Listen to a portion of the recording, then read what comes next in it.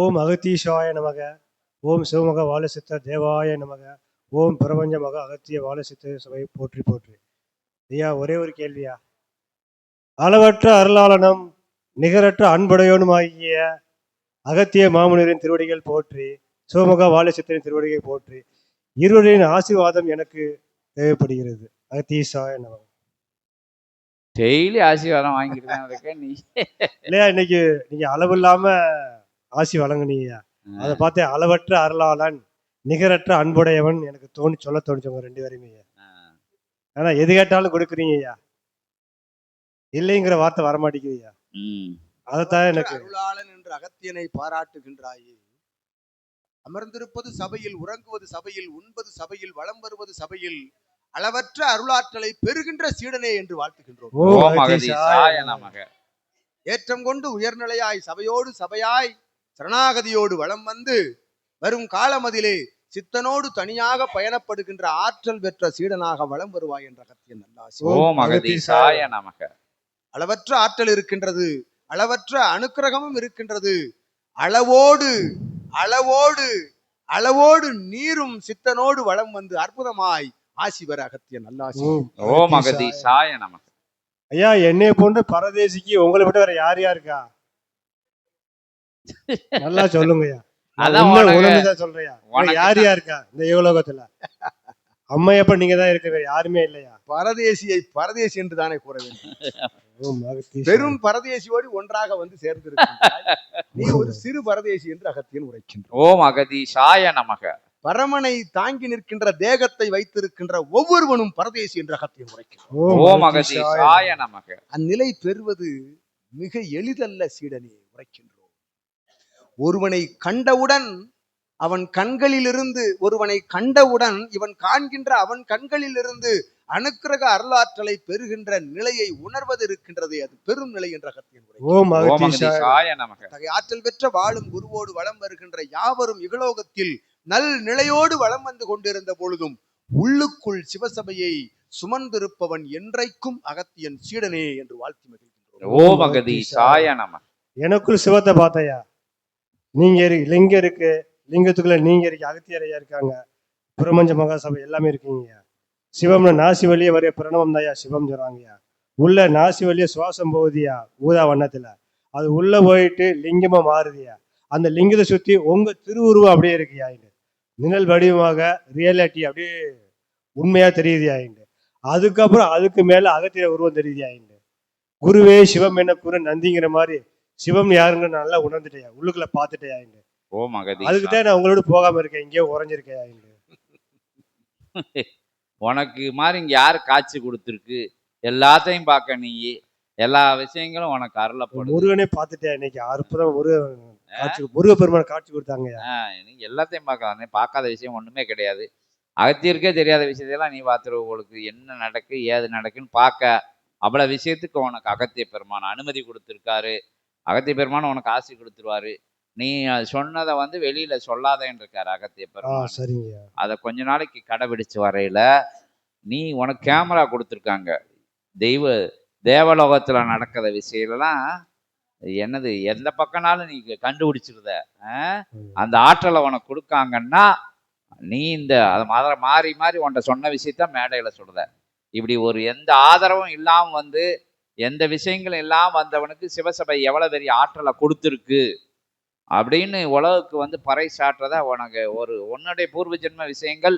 நீ சபையில சரணாகதி அடைஞ்சது, அங்கங்க சுத்தி தெரிஞ்சது, எல்லா விஷயங்களையும் வச்சு சிவசபையோட ஆற்றலை வந்து உனக்கு கொடுத்துருக்காங்க. அது ஏதோ உயர் சூட்சமான்னு சொல்லியாச்சு உனக்கு. அதை நீ பயணப்பட்டு வரையில எல்லாரும் நூல் தாங்கினாலும் நீயும் ஒரு பெரு ஆற்றலோட நூல் தான், அதுவும் ஒரு நூல் தான். வளம் வர்றதுக்கு அகத்திய பெருமான் பிளான் பண்ணிக்கிட்டு இருக்காரு. உன்னை இந்த சித்தனோட தனியா பயணப்படுவ அப்படின்னு சொல்லுதாங்கல்ல, அப்ப நீயே யோசனை பண்ணி பார்த்துக்கோ என்ன கிடைக்கும்ட்டு. ஆனா அதுக்கு நீ வந்து கொஞ்சம் அடக்க ஒடுக்கமா எல்லாத்தையும் வர்றவங்ககிட்ட எல்லாம் கண்ட விஷயங்களெல்லாம் பேசாம ஆசான்ட்ட மட்டும் பேசணும்னு சொல்லியிருக்காங்கல்ல. ஒன்னை வந்து முன்னிலைப்படுத்தக்கூடாது சபையை எதுக்கு போகுது? எல்லாரையும் ஏன் உருவாக்கி வச்சிருக்கு? நம்மளை முன்னிலைப்படுத்துதா? சபையை ஏன் சபையும் சித்தனையும் முன்னிலைப்படுத்தினா பிரபஞ்சம் பூரா தெரியணும், கிளை சபை அமைக்கணும், எல்லா இடங்களும் சபையோட கொள்கை பரவணும் அப்படிங்கிறதுக்காண்டி. வர்றவங்கெல்லாம் அவங்கள முன்னிலைப்படுத்தினானா சபை எப்படி பயணிக்கும்? எல்லாரும் வந்து வர்றவங்க நான் இந்த ஒரு இன்ன பேரு இன்ன விஷயங்கள் அப்படிங்கிற விஷயங்களை இங்க செய்யக்கூடாது. அதான் இங்க இங்க வந்து முக்கியமா வச்சிருக்கு. தன்னிலை முன்னிலைப்படுத்தா நிலைன்னு சொல்லி நீ அந்த விஷயம் மட்டும்தான் செய்த, அதுக்குள்ள இருந்து மட்டும் வெளியே வா போதும். என்ன நீ சரி. ஒண்ணு ஏன்னா உனக்கு எல்லா விஷயங்களும் கிடைக்குது பிரபஞ்ச நன்மைக்காக கொடுக்கு. அது விளம்பர நிலைகளுக்காக இல்லை அப்படின்னு நீ உணரும் போது சபையோட அனுகிரகங்கள் உனக்கு அள்ளி அள்ளி கொடுத்துருவாங்க. இது வந்து எனக்குள்ள உணர்த்தப்படுது. அகத்திய சரி. பெருமான்ட்டை நல்லாசி உனக்கு கொடுத்துக்கிட்டே தான் இருக்காரு. எப்போ பார்த்தாலும் யாருக்கு இங்க வந்து தங்கி இருக்குது கொடுத்துருக்கு. அப்பப்ப திட்டு வாங்கினாலும் ம். சரியா பயணப்பட்டுக்கிட்டு இருக்க. ம். தவம் பண்ணதுக்கு நேரம் எல்லா விஷயங்களும் உனக்கு ஒதுக்கி கொடுக்கப்பட்டிருக்கு. எந்த இடரின்னல்களும் உனக்கு கிடையாது. அகத்திய பெருமான் சொன்ன மாதிரி பர தேசங்கள்ல அலையக்கூடிய அற்புதமான நிலைகள் சொல்லியிருக்குல்ல. அங்கங்க எல்லா ஊருக்கும் போகலாம் இங்க இருக்கையில. இதுக்கு முன்னாடி போன விஷயங்கள் வேற. இனிமேல் ஞானத்தை பரப்பக்கூடிய சபையோட பேராற்றல்களோட அங்க அவங்க வராங்க, இங்க இவங்க வராங்க, முன்னாடி இவங்க போய்கிட்டு இருக்காங்க அப்படிங்கிற விஷயத்தையெல்லாம் நாளைக்கு நீ அப்படி மூடா காட்சியா நீ பார்க்க அதே பெரிய வரம். இன்னும் அது நாளைக்கு எப்படினாலும் மாற்றக்கூடிய சூற்றமும் அகத்திய பெருமான்கிட்ட இருக்கு அப்படிங்கிறது சொல்லி எல்லாருக்கும் இதை சொல்லும். வந்து காட்சிகள் இவனுக்கு தெரியக்கூடிய காட்சிகள் இன்ன காட்சிகள் தான் கிடையாது. எங்க எங்க என்ன என்ன விஷயங்கள் இருக்கு, அண்ட சராசரங்கள்ல என்ன நடக்கு, ஒரு மனுஷனுக்குள்ள எப்படி வந்து குண்டலினி ஏறி இறங்குது, இறைகணங்கள் எப்படி போகுது வெளியே வருது, ஆதி கைலாய சிவசூட்சம நூல் வந்து சித்தனுக்குள்ள இருந்து சீடர்கள்ட்ட போய் எப்படி பேசுது அப்படிங்கிற எல்லா விஷயத்தையும் காட்சியா பார்க்கான். அப்படிங்கிற விஷயங்கள் பெரிய விஷயங்கள். யாருக்கும் அந்த அந்த நிலை இங்க இதுவரைக்கும் பகிரப்படலை. இந்த சபையில வந்து நூல் தாங்கும் சீடர்கள் இருக்காங்க. மூடாக்காட்சி ஒண்ணு அங்கொன்னு இங்கொன்னு உறக்கத்துல ஒண்ணு தவத்துல அப்படியெல்லாம் பார்த்துருக்காங்க. நூல் தாங்கும் சீடர்கள் ஓரளவுக்கு அதிகமா பார்ப்பாங்க.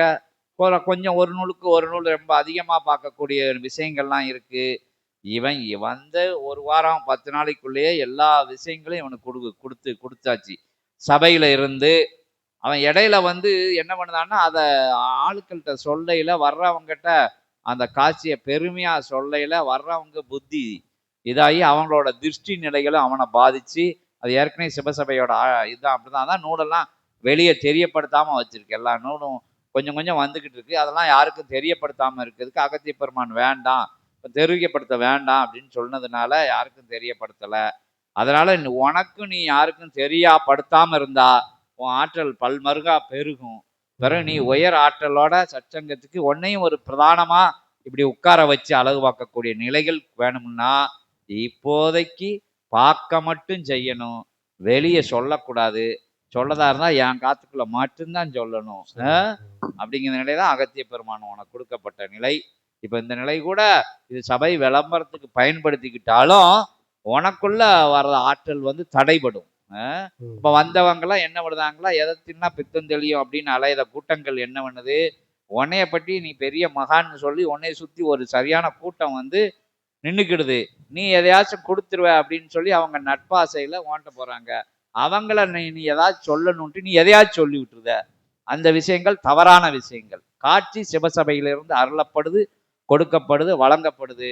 அது உயர் சபையின் உன்னதமான பயணத்திற்காக வழங்கப்படுது. உனக்கு ஆசி நிலைகள் கொடுத்து உன்னையும் நல்வழிப்படுத்துறதுக்காக பிரபஞ்சத்தோட அகத்தியரோட அனுக்கிரகத்தால உங்களுக்கு அந்த அருளாசியெல்லாம் கொடுத்துருக்காங்க. அது புதையல், பொக்கிஷத்தை பார்க்கக்கூடிய புதையல் யாருக்கும் இது வரைக்கும் அருளப்படலை. அது நீ பாக்கியவானா இருக்க. இந்த இந்த இந்த இதை வந்து இன்னைக்கு ஏன் உன்ட்ட எத்தனையோ முறையில நான் வந்து இயல்புல சொல்லியாச்சு. இருந்தாலும் உனக்குள்ள அந்த விளம்பரம் அந்த விஷயங்களுக்குள்ள நீ போகக்கூடாது. அது போகையில நீ பெறக்கூடிய பெரும் பரிசுக்கு அது தடையா இருக்கும். அதான் எல்லா சீடர்களுக்கும் நிகழ்ந்துட்டு வருது.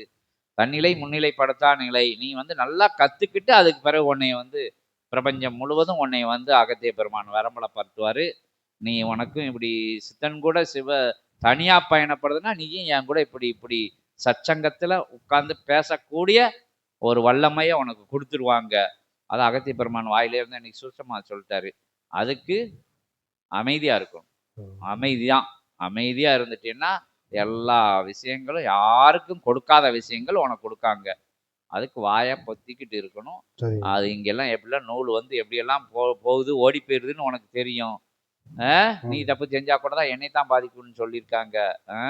அதனால அடுக்க ஒடக்கமா இரு. அகத்திய பெருமான்ட்ட இன்னொரு ஆசி வாங்கிட்டு போய். சரிங்க. ஓம் அகதீஷ். வந்தமர்ந்த காலத்திலிருந்து உற்று நோக்கி பார். ஒவ்வொரு சீடனையும் நீர் வந்தமர்ந்த காலத்திலிருந்து ஒவ்வொருவனையும் உற்றுப்பார். அவனுக்குள் ஏற்படுகின்ற மாற்றங்கள், அவன் வந்து அமர்கின்ற பொழுது வருகின்ற பொழுது இருந்த நிலை, தற்பொழுது இருக்கின்ற நிலையை நீர் உற்று நோக்கி பார் என்ற அகத்தியன் உரைக்கின்றார். ஓம் அகதீஷாய நமக. எடுத்துக்காட்டிற்கு கிட்டத்தட்ட எவன் போல் மாற வேண்டும் எனில் யாரை போல் இருக்க வேண்டும் சபையில்? உம்முடைய யூகத்தில் நீர் காண்கின்ற பொழுது சீடர்களில் யாரை போல் வந்த நிலையிலிருந்து தற்பொழுது அமர்ந்திருக்கின்ற நிலை, அமைதியாக அவன் சித்தனோடு வலம் வருகின்ற நிலை, யாரை போல் இருக்க வேண்டும் என்று நீர் உணர்ந்து பார்.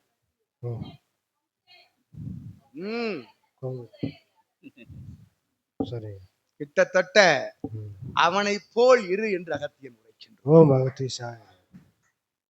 வருகின்ற காலத்தில் இருந்த அத்தகைய நிலைகள் எல்லாம் மாற்றம் பெற்று ஒருமையில் உண்மையில் சித்தனை ஒரு கரம் ஒன்றே சிவக்கரம் என்று பிடித்து அவன் இருகரத்தையும் தாழ் பிடித்திருக்கின்ற அற்புதமான நிலையை அகத்தியன் கண்டு கொண்டு வருகின்றோம். நிச்சயமாக ஒவ்வொரு சீடனையும் கண்டு வருகின்றோம்.